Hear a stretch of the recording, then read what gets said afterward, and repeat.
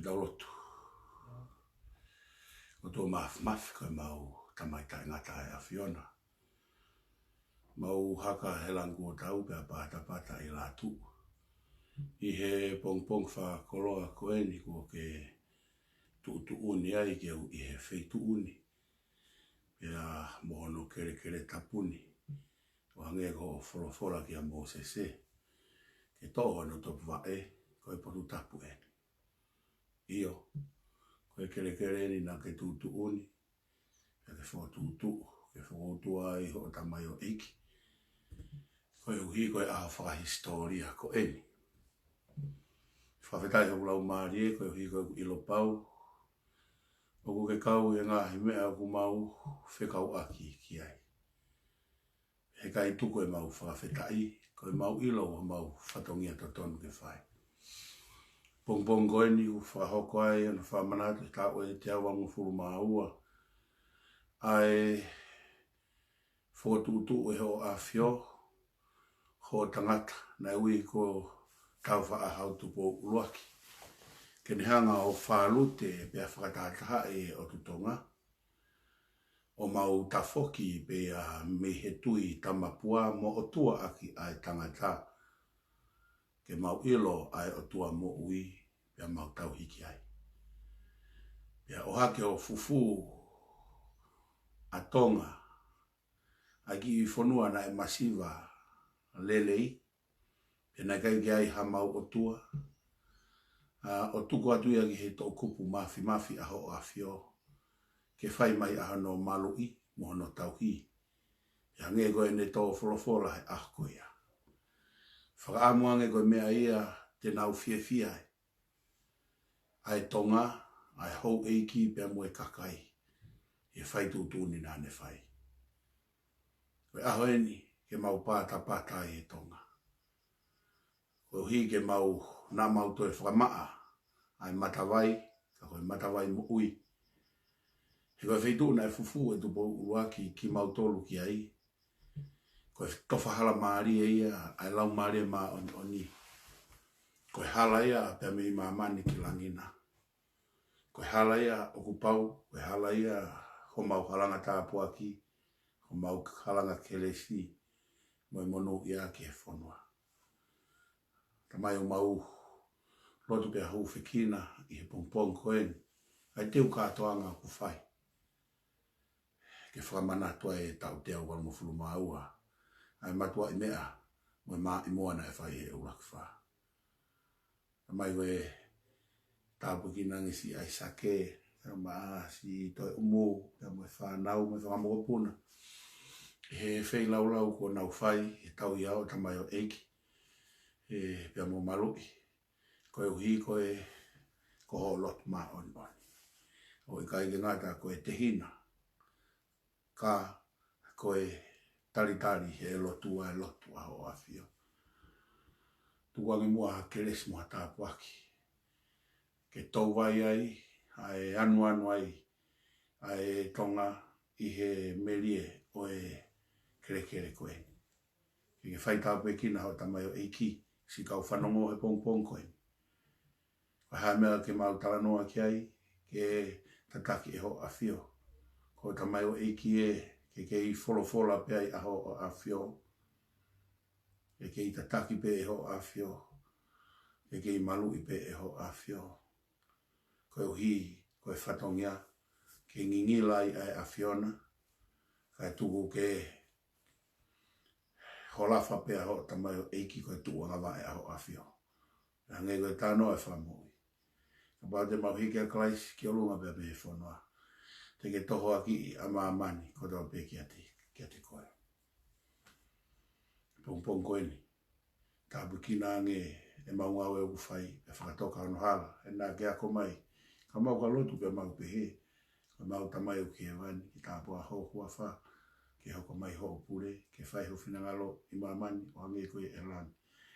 Whaki mai he ahoni ha mau mea kai ki anai. Me whamore mau ngahi ang hala. O hange koe mau whamore ang nau tolu fua pe umoa mai.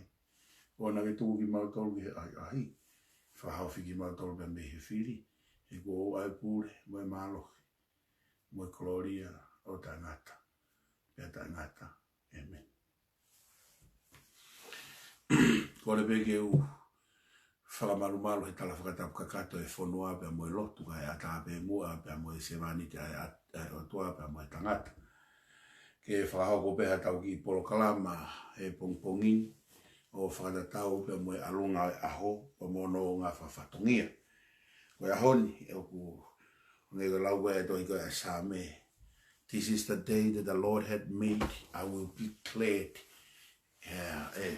I will rejoice and be glad in it. Koe ahoni na e ngahi e he utua ke tau fie ai. Mone e keneka i e aho koia. Ahoni oku teu ai mau ai katoanga o e tuku whonua i he wāhenga New South Wales i loto sene. Pea mea lala he ua ko tokanga kia he pungpungini. Ulua ki ko whaamu pe ke ongona atu ki he tonga kotoa. Koe katoanga o e aho o kui kai ko hame aia ae tū. Koe tuku whonua o kui kai ko hame aia a aku. O kui kai ko hame aia hakulupu. O kai ko hame aia haasiasi. Koe tuku whonua, koe koloa ia ai tonga. Peko whambege mau e mahino tatau.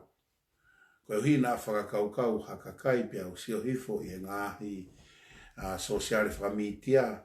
Ka tau di fito ki e kulupu ai tū. O kuwhai e talanoa ki he katoanga a koeni. Pia uwakai hifo ki whamatokoua. O kunau kore mai pe ngofua ke nau lava mai. Ke katoanga e aho ni ko whambeke toe whakamahino atu ke mahino ange. Whambeke ke whakamahino atu ke mahino ange. Oku ikai koe katoanga oe aho oe tuku whonua koe koloa ae tū. Oku ikai koe koloa a kulupu. Oku ikai koe katoanga a siasi. Oku ikai koe katoanga hapa whakapolitikare. Koe katoanga o e aho, koe katoanga a e whonua. Koe koloa ia e whare o tupo. Nāna uhanga o awe ki tau tolo fufu ke waka o e otua mono ngā himata kafo e nima. Nane tuku e amanaki ki haa tangata. Kia koe pe muau. Ke hoko ia koe malu anga ia o e tonga. Ai katoanga e tuku whonua. Whawheta. Nai hoko ia he tau ko o si ke whakatoka ngai. Ke whakatoka ngai e he whonua. Koe ngāwe ma onga tahaeni na e whai e he ulak whā ma e whonua. O hange koe mea na e piru na e pasi e tau ko o si. Ke hoko e tuku whonua koe tāla mu aia. Koe tāla mu aia o e konistu tone pe koe lao pure e whonua. Pe toi hoko koe lao, e hoko ia koe aho malolo, whakapure anga o tonga, ai aho o e tuku whonua. Pea lau koloa ai, lau tāpuaki ai, ai mutu a tae iloa, pe koe sevaniti tae aonga, pe koe sevaniti ai o tua pe moe tangata. E mea ngā wea kia he o tua, ke whakangingila, whakamaa ai koloa ko e ni, na e matua ibe e ulaki whaa. Ke monu ia ai tonga pe lau ia koe matawai mo ui ke tawhe tauriki o tau winu ai tonga ko toa pe i mamani. I he matawai ko ia. Pa koutui koe ola o ngā ue pe moe whiri ko e ni. Ko mawhao mai tō kupo sihoga. Ke ne hanga o toe whama opo e tonga. Ke toe hingaki pe e tau whalalaki he o tua. O hange koe kawenga uruaki. Na e whotu. Koe kawenga wholau o e tū. Uruaki e toi whoki be tonga ki he otua. Whoki be ki he otua. He koe wheitu uia na e awe tu wōla ko fufu tau tōki ai. Koe e ko whaambeke mau e mahino tatau. Koe taimi o e malanga i he absias maa who'ou koe taha. Taha he pongpongin. Koe taimi au whahoko ai e malanga. I siasi maa who'ou i hangeka ko Grand Villa. I Halatron KT. Pe kahiri me iai, e toki o mai ai ki Kenley Vale, ki e wheitu koe, ki hala whika ni maono e Parina Street, au ku whai ki ai e tau katoa ngā e ahoni. Ku whaambe ke whakatalatala he ata mai, ku whaafe atu, kau patoa, mō o mai ke tau whiewhia. Mō mai ke tau whiewhia. Koe aho ene tau whakahiki e o tua, aho ene tau whakamalo ia, ai ulaki wha, i ene mai moa, o ke lave monu ai, pia u lave monu ai. Tonga kotoa pe is loto sene, e mō lava mai. Ke tau ulaki ki kātoa ngā whawheta, ai ngā ue nai maungonga nai whai e tupo ulaki. Pia ka hiria, tau toki lava atu ki he hoa i lo.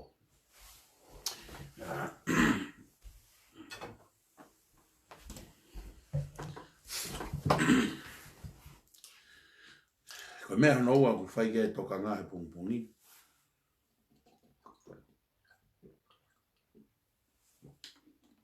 Ni tulo watu. Ko mea no ua ku whai ke toka ngā he pungpungi ni e ka inga tonga. Kai tau te whito ki he whamiri tū. O kore atu ka te i mōtolu whamiri tū. Tau focus, pe te tau whakamamau ki he whakamalo, me whakawheta i ki he otua. He ngā ue kua lava. Ko o ku lahi au pita ngā hi pos, o kai ke u, au kai ke fuwhie whia e hoku lau maari e.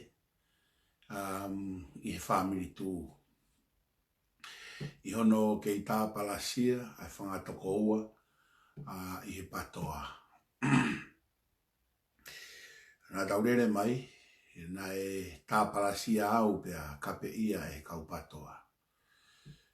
Pia nā ku tuu karikari pe, pia kai ke u hanga o whakafoki aki ai kovi, nā nau whai mai ki ate au.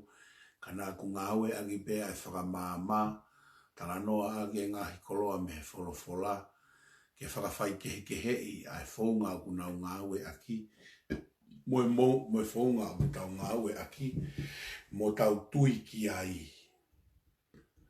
Ia ko whakaamu ke kei, whakahā tupe ai urunganga tatau. Whakagore ane ke whamiri tū, kai te whia mauia nā tau koe aho e nia na e whai ki ai e tau teu ai aho e whiri. Ke ose aho koe o e whiri, hange pe koe ngahi whi auhi. Koe whi pore i moe mea, koe ne ose pe tau, mālohi timi ku mālohi, pe tau whia. O whatonga i koe kakai nisi, whaalau mai pe, mai whaifkau, whamiri tū, ko mō lau ko hai ho mō whakafofonga. Ana e kai ka tau whakafofonga i a tau tolu whamiri tū, ka tau whakafofonga i a tau tolu. Nā ko tau ngawha whatongi ana e whai, ko tau whakamāma e kakai, ke nau whiri whakapoto. Ko e ola e whiri, na tau i mu a tau tolu ia he whakafofonga. Mea ke whiri e whakafofonga, me e kakai. Ko tau tolu ia mo e kakai. O koe tau tolu mo e whakafofonga. He koe parapare mai toko lahi, nā nau pe inofo nau tolu i he whakafofonga. Nā hei a tau whakafofonga nau tolu. Nā tau nofo tau tolu he kakai o tonga, ke whai hano whakamāma, pia koe toki mea tau atai na ai kakai o e whanua, ke nau whai e whiri whakapoto. Ko tau ngawha whatongi aia. Ngawha whatongi aia na e moe aki, pia rere aki he tū. O kui kai gea ha tau whakafofonga. Koe kau whakafofonga koe ni, koe osi koe ai whiri, ko hai e kau whakafofonga koe o kuna ulawa whakarere pure anga, koe kau whakafofonga ia e tū. He koe tau whatongi a koe pou ke pure anga.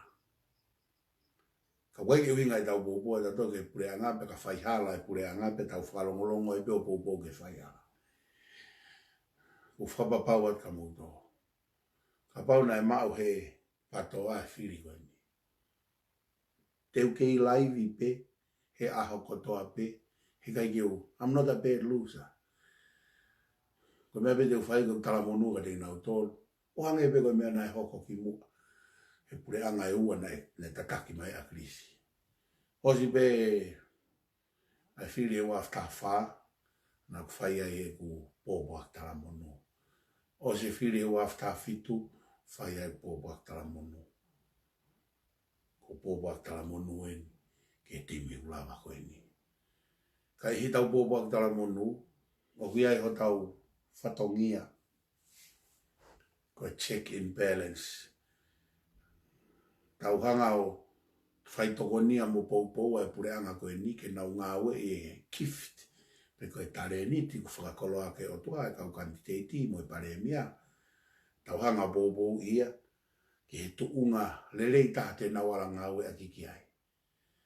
Koe aho pe nau ngāwe a kiki he hala. Pe tau tō mai wholofola ai o tua. O whakatonu tonu aki. Whakatonu tonu aki. E dai mi o ku mawahe ai me he laini koe ia. Te koe whatongia pia na e whaihe kau palo whita. E he tai mi kuonga ki mua. Koe whatongia pia o sisu. Koe ne lea whakatonu whatongia pia na e whaihe kau a konga whai e paula. Koe lea pe aki o whakatonu tonu e lau maari e whakaotua pia mo e wholofola e otua. Hange koe mea ko lawe ki ai family too. Kai ki tonu e ke tau tonu whatatoru ia o whakalawea holo ki e loto mo e lau maari e o e kau patoa. Tau kei toto pe ange koe ulawe he pousi. Tau kei toto pe, tau kei family pe, tau kei kāinga pe, tau kei tonga pe. Tai meni ai tau whe of ani. To o ngahi a wahe koe ni ulau tū, ulau patoa. Koe taimeni a tau tānoa ho tau tonga. Tānoa e whe of ani, tānoa e langa hake. Ka taki. Ka koe hao pousi u whakalawea ki hata. Sai benga i pousi general ia. Tānoa pe he mea mooni. Ka mea koe tau te tānoa ki whakalawea e lau maari e kakai kai ki utui ki ai. Tānoa u tau te no fore a kovi. Na wahaka niu.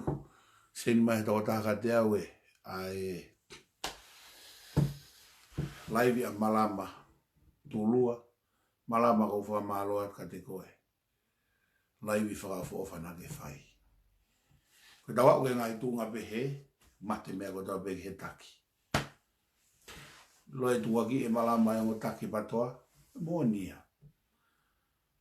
Palapare mai patoa ko e taki. Mo e mo vete mo e mawahe wahe. Ako mea na tau o sio tau toria ki ai ki mua pe ia pe tana o tau o spritik pe tau tolu. Pe o ku whainga taa pe ia ke tau hanga solo vai palapare ma ko ia. Ko hi he koe mea ia o ku na e whatua ki pe me he kamataanga. E whatua ki pe ia e tau whehi a. He uho pe ia kau takina nau kamatai mai e patoa. E whatua ki pe ia e tau whehi a. Whatua ki pe e mau mawhai, kumi ki mawhai. Ngai mea ko ia, ko ngai koloa ko ia, ko no nunu a pe anai a ko e tau. Nunu a pe anai ko e mawahe wah. Ai ngā hiuho i mea nai kamata ki patoa. Ko no solo wā ona, ko e whoki ki a sihova ka eri aki ngai foundation i ko ia. Ko mea ko kore atua i, kau tangata. Rea pehe i siu. Rea pehe i siu. O se taimi e tau tue nofo. Tā palasia atua hai, tā palasia atua hai. Ko o se tau. Ko o se tau ia. Hange ko e whakahua e mapolo kalama mo e palo ofisa. Ko e osi ko e ai CV ko e rea ia e whai ako. Osi me tae osi. Tuku katoa e peniki lalo, kai tāna te CV. Toi whakaongongoi ki he ola. Ka ko ia koe na e ako le naku na soriti koe ne ako. O si amanaki a ke ola lelei. Ko ia koe na e tae tokam ki he ako. Teu koe ki he tō. Ko tari koe ki he ola CV. O si tu ameri e pe kakaia na anau teu lelei. O si tu ameri e pe kakaia koe na anau tokanga ki he ako. O si tua tamaki pe kakamaia na noa ia mo e wa inga. O ka mea ia ke tau toe hanga e tau tō luia o te whaka uhi ngā. E osi pe tamai a koe na e tokanga ki hea ko mo e amanaki rerei. Kau tama koe na e tau here pelu. E kai ke wha amanaki he na e taki e tokanga ki hea ko. Koe osi mo tae, osi koe tuku e peni ki lalo. Ko nau tolu koe na e ako malohi. Unau osi pe nau tolu pe tuku e peni ki lalo pe nau mari. Unau osi ilo na tolu e ola. Ko nau tolu koe na e wa inga. Osi pe pa tuku ki lalo kai whaka feti ko wahe hangea fute e te e. Unau osi ilo e e ola. Koe hala whanonga koe ni ube. Ko lava e, ko ose fili. Ko si mahino pai pia moe ola ia. Ko si mahino e aonga ia ai tau ngā ue na e whai. Na kei tau o mai tau tolu ia koe tau fili hakau kandidati. Na o ma tau o mai tau tolu ia ke whakamāmai kakai ke nau fili whakapoto. Mo fili kandidati rerei taha. Pea koe taha ia ho tau whatongia na e whai. Koe tau tala noa e ngahi ulunganga kau kandidati. Ne o koe ki umahe ne o koe kau kandidati toko la. Koe uhi koe mo ui koe na tau hanga tuu aki. Pea o mai e mo ui koe ia o whakawhehoa naki mo e tō o ngā mo ui e kau kandidati. Pea koe mea ia na tau rekomendi ai ngahi hingoa. Ilo no whakakoloa. Ku aonga. No whakakoloa ku aonga. Koe uhi he koe kakai koe na tau tō maho nau hingoa o rekomendi. Koe kakai pēa na e whai kia e whiri. Pea na tau os prediction pe tau tole outcome. He? Tau os prediction pe tau tole outcome. Whatata aki. Osi nau tohi ki he palofesa, pa tāne palofesa. Mahalo ki he pesete hiwa fitu. O prediction ni koe he tatala noa koe mapolokamu e palofesa he aho fili. Koe pesete hiwa fitu ai mo oni. Pe whata tau ki he ola e fili. Pesete tolu koe he nai hala aki ko wosa, taka. He nai kai peke u whakakau au ka wosa taka. Kia se mis whakahau, ka pau na mō whanau he ku ngahi usu ki mua. Na kuhanga ai o talanoa i ai ai quality o e kau whakafofonga koe ai patoa. Toko taha pena e pāsi ai. Ko hai, se mis whakahau pena e pāsi he ku analaiso koe kau whakafofonga ai patoa. Pero na kai ki uofu au ia he mau e mis whakahau atonga tapu walo. Sai ko eua. Na kutala noa i eua, na kutala noa koe mo e palofesa. Na kutalangi e palofesa. Ko e ongo feitu la lahi eua una natula tatau. Ko maufanga, ko e whanua ia na ko e kolo ia na tala noa ki honau ke whaka feitu, mo e mo vete. Toki tā lunga, pia mo tatafu, ko taha e fukolo e kini. Whaka whaamiri, whaka siasi. Pea nau peheke, nau hike, nau whanau tama. Mōni. Ilonga au pito, e nau hike, nau whanau tama e mauwhanga. Pea mo e ua. E matala noa mo e palofesa e awhiri. Nau talangi. Ko mauwhanga mo e ua, na e whakakaukau e kai ngā e ua mo tua, e nau tuu whakatahe e tanela fusimalo he toko ua koe ni. Pea whakakaukau e kau e ua ni ua te nau tuu. Nai, koe ngai feedback ia nai omi. Hange koe ulawe, koe taim koe nai au i fuai, ke usi o hifo, ke wāo fi koe whiri koe a Taniela pia mo te vita. Usi o hifo ke toenga koe feitu o whiri ko futu. Na osi pritike au ia, na osi ilo ia mau ia e nela. He koe kolo motua a futu ia. Koe wa kolo e kau niwa. Mo whiri mei tua, koe lahi taha whiri mei tua koe kau ewa motua. Pe na ua sio pe au ia ai, i he ola o e ua. Nai kau e mea na matanoa ke mo e palofesa. Ko saya piukala, ko saya piukala e na kutala noa ki ai, nai alu fai e ne a ahi. Koe feedback pe ia me honau feitu. na erea nge ki ai e ka inga foki fili tau ataina. Ko e uhihe na kai ke heka ko he waka e patoa ki whare area.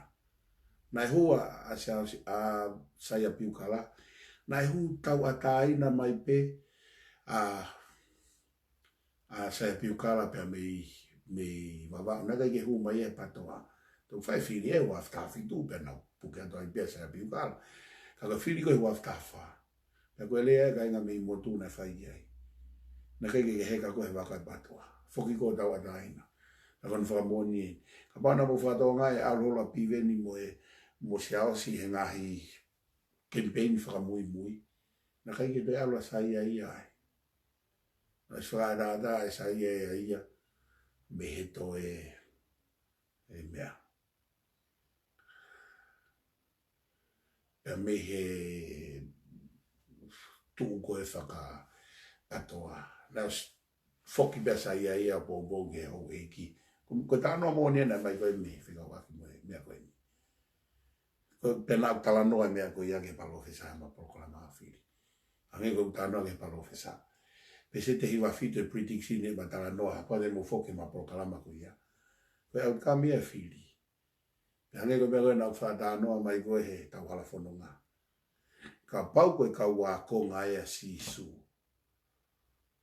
Ka pau koe ka wako ngā sisu. Peseti ai hiwa valu, hiwa ua maharu pe fia. Ai pasi he ka wako ngā sisu. Na ia i pe foi mori pala ia he. Na kei uhinga ai ka wako ngā toko tahaua sisu, pia ko sisu koe whai ako, na e lava katoa e toko tahaua. I kai. Na e lava pe ai toko ni ihi. Lava pe ai toko tahataha, toko e toko taha. Ko sisu ue mwene ka wako. E al kami koe whiri atonga, kai te keke me ka waka sisu. Ko meu tau whakawhetai ai. Koe uhi koe taimia o ku whaia e o tua e whakawhau. Nak whanongo e programa malama, nai ku whamaloa ka malama. Tuagi be malama e ngotaki, tuagi be malama e unga ngā kovi kau mui mui. Tuagi be malama e anau tō, kei te tuha malama ia ki a whitu kia. Kei te tuha malama e ka whitu kia. Tuagi be malama nau tō. Ka o rea ke malama e mea koe. Mo tuagi e tū. Ka koe teke e tū e mea unau tui ki ai. Ka tau ka tā teke pe. Tau ka tā pōpō pe. Tau ka whakamama pe. Ko hange ko ulawe. Ko tānoa au koe ni ai whakaofo e ngā ue ai o tua. Tau whakafoki pe tau tole languangi ke o tua. Koe ka kai benia na e whina ngalo e o tua. Koe ingo e ka inga. Mahalo koe tau whare area eni. Lai taha e kau toke tā. PhD. Tau whare area koe ni. Ako karentia ka mautoro. Hei kai ke hao e hala whanonga ia o e pure anga koe ni. Na koe uhinga ia ne ongi ai he hau eike family tua se ne i loa vai lala. Ai ki hingoa koe manu e ka hore e rea pe. Mahalo na koe to au ngā pe ia. Koe rea pe. Ako kore at family tua. O se taimia koe lau pe sinolo ki he moe.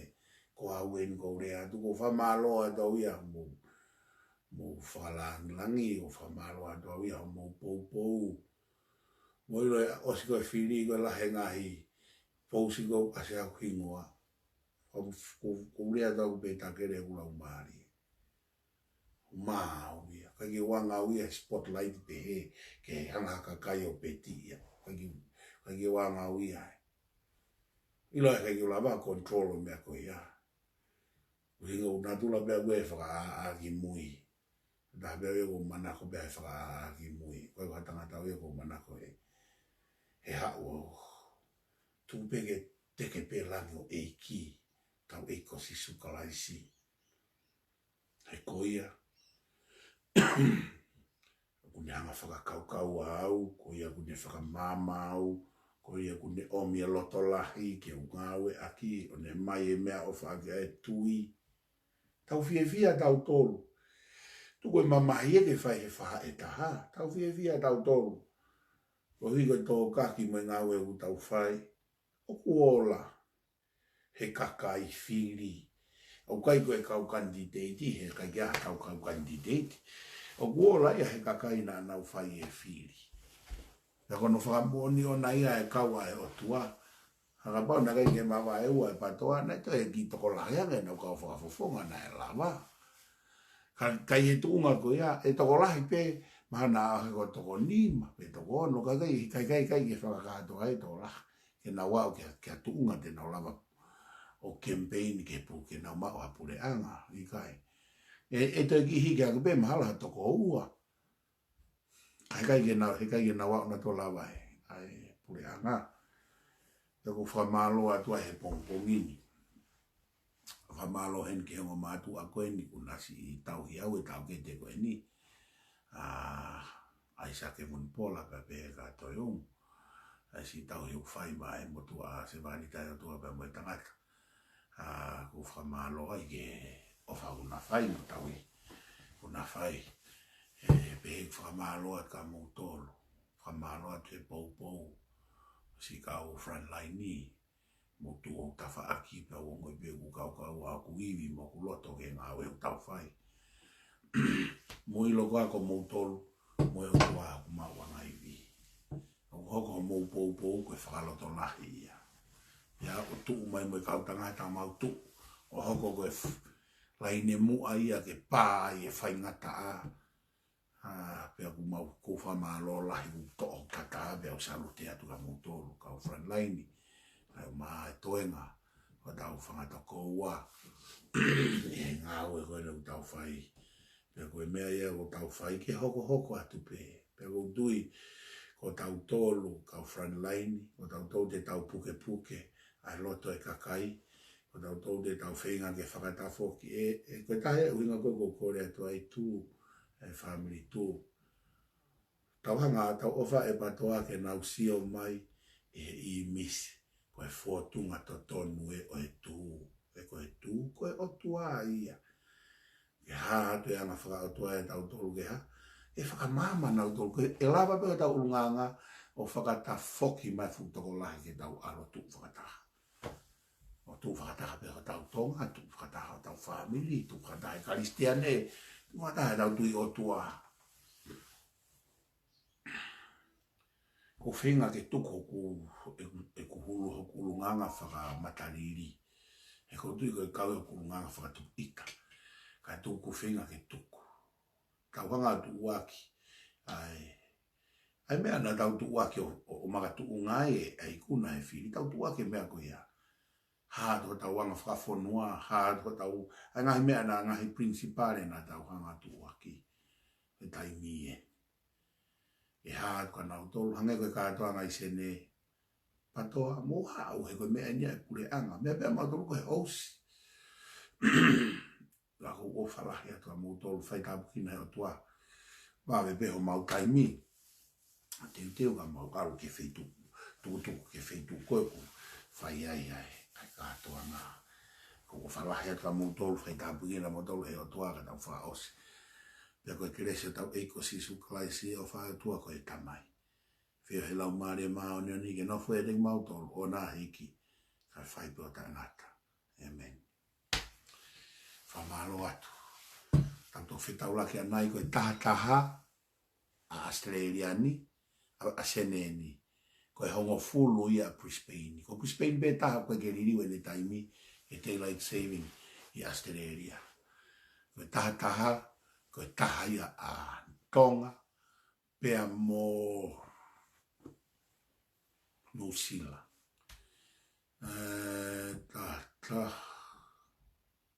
Full. Koe nima ia a Frisco. Nima e fia Frisco. Pea lere e be tau kātua ngā o se malanga. Pea o mai rewa mea i ke holo. Ko Paula moi. Latu. Mo ilo pe koe taha ia tau kau famous.